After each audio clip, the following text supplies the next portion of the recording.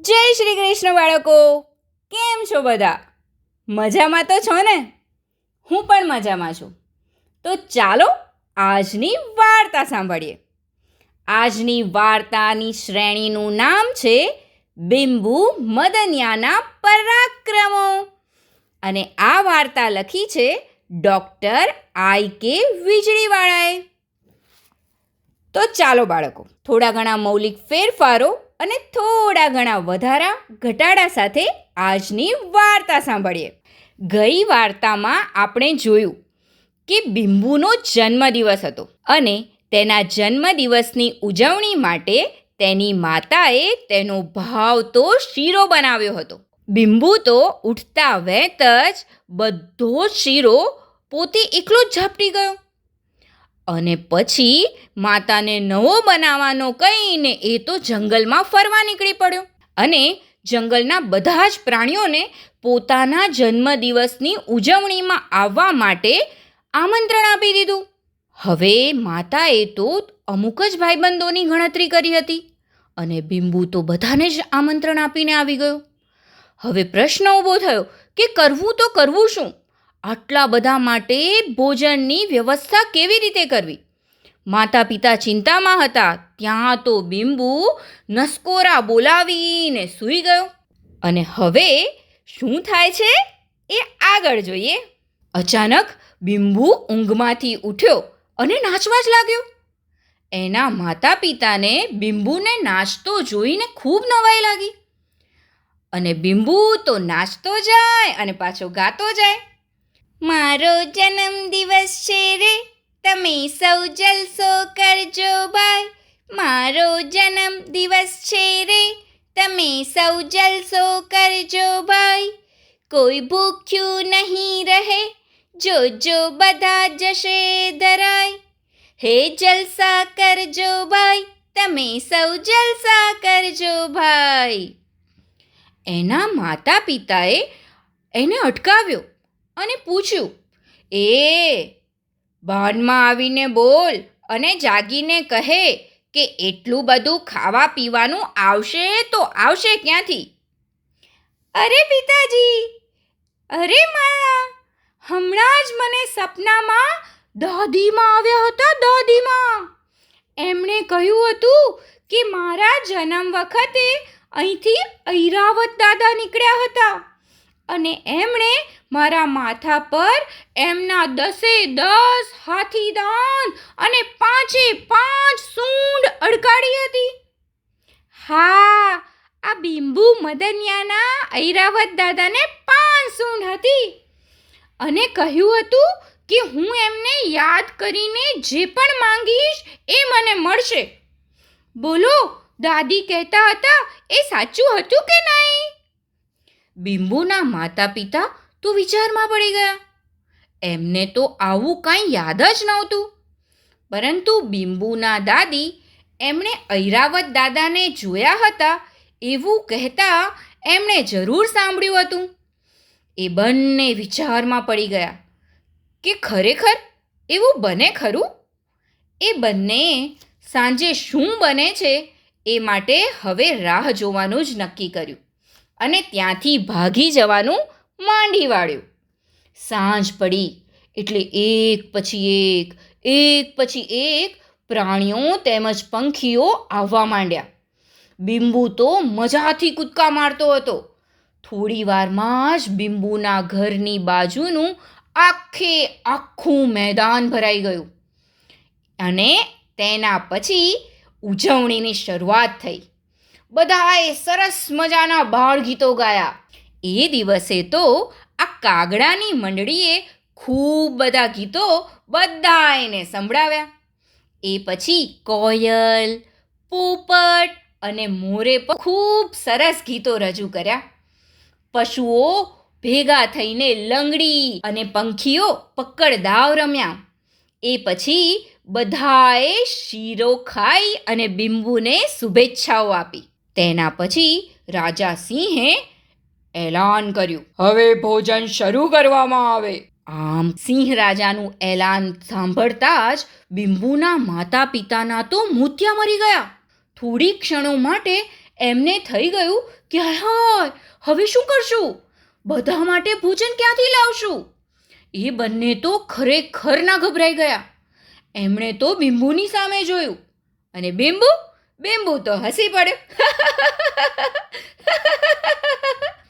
અને બોલ્યો, મહારાજ સિંહ અને અહીં હાજર સૌને ઐરાવત દાદા તરફથી ભોજન મળવાનું છે.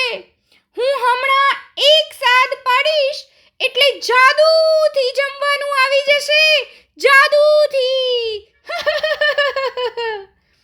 બધા જાણે કે નવાઈ પામતા હોય એમ બિંબુની સામે ટગર જોઈ રહ્યા. બિંબુએ આકાશ સામે જોઈને કહ્યું કે હે ઐરાવત દાદા, અમારા રાજા સિંહ માટે જમવાનું મોકલજો. ત્યાં તો થોડી વાર કંઈ કહેતા કંઈ બન્યું નહીં અને પછી અચાનક બધા પશુ પક્ષીઓ એકદમ બૂમો પાડવા લાગ્યા. બિંબુ અને એના માતા પિતાએ જોયું તો અંધારામાં દૂરથી 2 વાંદરા પોતાના હાથમાં મોટો થાળ ઉપાડીને આવતા હતા. એ લોકોએ એટલે કે આ 2 વાંદરાએ મોઢા પર પાંદડાનું મોહરું પહેરેલું હતું. એમણે રાજા સિંહની સામે જઈને એ થાળ મૂકી દીધો. એ પછી તો બિંબુએ રાજી થઈને બૂમ પાડી, હે ઐરાવત દાદા, હવે બધા માટે એક સાથે જ જમવાનું મોકલી દો. અને આ કહેતાની સાથે જ મોઢા પર પાંદડા લગાડેલા વાંદરાઓ ભોજન લઈને આવવા લાગ્યા. બિંબુના માતા પિતા તો નવાઈથી આ બધું જોઈ રહ્યા હતા. એમને લાગ્યું કે કદાચ બિંબુનું સપનું સાચું હતું. એના જન્મ વખતે આવેલ ઐરાવત દાદાને કદાચ 2 વર્ષ પહેલાં આસામ જતા રહેલા દાદીએ જોયા પણ હોય, એવું બની પણ તો શકે. અને આ બાજુ દરેક પ્રાણી અને પંખીને એમનું મનપસંદ ખાવાનું મળવાથી બધા ખુશ થઈ ગયા હતા અને બધા જમવા પર જાણે તૂટી પડ્યા. પેટ ભરીને ખાધા પછી બધા હજુ તો ઓડકાર ખાતા હતા ત્યાં જ બિંબુએ બૂમ પાડી, અરે કોઈએ પણ મીઠાઈ લીધા વિના ઊભું થવાનું નથી. ઐરાવત દાદા, ઓ ઐરાવત દાદા, જલ્દીથી બધા માટે મીઠાઈ મોકલજો. બિંબુની બૂમ સાંભળીને રાજા સિંહ તો ચમકી ગયા. મોઢે પાંદડા લગાડેલા વાંદરાઓ પણ નવાઈ પામી ગયા હોય એવું લાગ્યું. એ લોકો ટોળે વળીને રાજા સિંહને કાંઈક પૂછવા લાગ્યા. રાજાએ પણ માથું ખંજવાળ્યું, પરંતુ એ જ વખતે મોઢા પર એવી જ રીતના પાંદડા લગાડેલા ખૂબ બધા વાંદરાઓ હાથમાં જે તે પ્રાણી પક્ષીને ભાવતી મીઠાઈ લઈને આવી પહોંચ્યા. બધાએ મન ભરીને મીઠાઈ ખાધી. નવાઈની વાત તો એ હતી બાળકો કે જે પ્રાણી અને પંખીને જે મીઠાઈ ભાવતી હતી એના માટે એ જ મીઠાઈ પીરસવામાં આવી હતી. બધાને ખૂબ કહેતા ખૂબ મજા પડી ગઈ. હવે તો બધાએ સરસ મજાની ઉજવણી કરી લીધી અને ત્યાં જ બિંબુ પોતે રોજ જે ઊંચા પથ્થર પર ચડીને સૂતો હતો એના પર ચડ્યો અને બધાને શાંત થઈ જવા કહ્યું. અને પછી મોટા અવાજે એણે જાહેર કર્યું, જુઓ, મારો જન્મદિવસ 2 દિવસ ઉજવવાનો છે. હું રાત્રે 12 વાગે જન્મ્યો હતો, એટલે આજે પણ ઉજવશું અને કાલે પણ ઉજવશું. આવતીકાલે હું અને મારી ઉંમરના મારા ભાઈબંધો પ્રવાસ પર જવાના છીએ. જે કોઈ બાળકોને આવવું હોય એ કાલે સવારે આ જ મેદાનમાં હાજર રહેજો. ઘડીવાર સુધી તો ત્યાં થોડો શોરબકોર થયો, પણ પછી બધા પ્રાણીઓ અને પંખીઓના બાળકોએ બિંબુની વાતને વધાવી લીધી. કેટલાક તો નાચવા લાગ્યા અને કૂદવા લાગ્યા. બિંબુ પણ આ જોઈને નાચવા લાગ્યો. એ પછી સૌ બિંબુ સાથે ખૂબ કહેતા ખૂબ રમ્યા અને ત્યારબાદ બધાએ એને ઢગલો એક શુભેચ્છા આપી. બિંબુના માતા પિતાએ દરેકને એક એક શેરડીનો સાંઠો આપ્યો.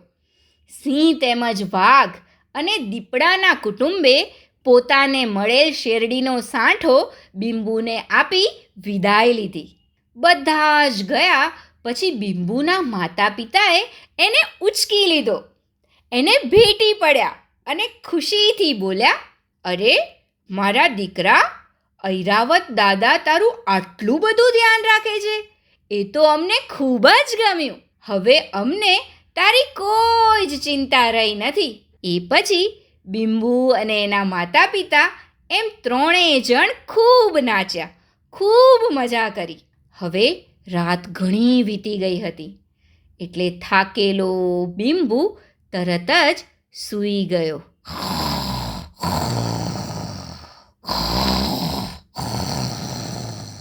એનાથી થોડે દૂર એક ઝાડ પાસે બેસીને બિંબુના માતા પિતા વાતો કરતા હતા. બિંબુની માતાએ પૂછ્યું, તમને લાગે છે કે બિંબુની વાત સાંભળીને ઐરાવત દાદાએ બિંબુના જન્મદિવસની ઉજવણીમાં ભોજન મોકલ્યું હશે? ત્યાં તો એના પિતા બોલ્યા, મને પણ નવાઈ લાગે છે. શું આવું કંઈ બને ખરું? અને પેલા વાંદરાઓ પણ કેવા વિચિત્ર હતા નહીં? દરેકે પોતાના મોઢા પર પાંદડા લપેટ્યા હતા. આવું તો આ જંગલમાં મેં છેલ્લા 20 વર્ષમાં ક્યારેય જોયું નથી. આવું તો કંઈ બનતું હશે કંઈ? બિંબુની માતા હજુ એણે સાંજે જોયેલું હતું એ દ્રશ્ય માની શકતી નહોતી. એના મનમાં ઘણા બધા પ્રશ્નો થઈ રહ્યા હતા અને ત્યાં જ અચાનક કોઈનો અવાજ સંભળાય છે. હા બેન, એવું બની શકે. એ બંને તો ચમકી ગયા કે આ અવાજ ક્યાંથી આવે છે. એ લોકો જે વડના ઝાડ પાસે બેઠા હતા એના પરથી જ આ અવાજ આવતો હતો. એમણે ઉપર જોયું તો ત્યાં હતો વનુ વાંદરો.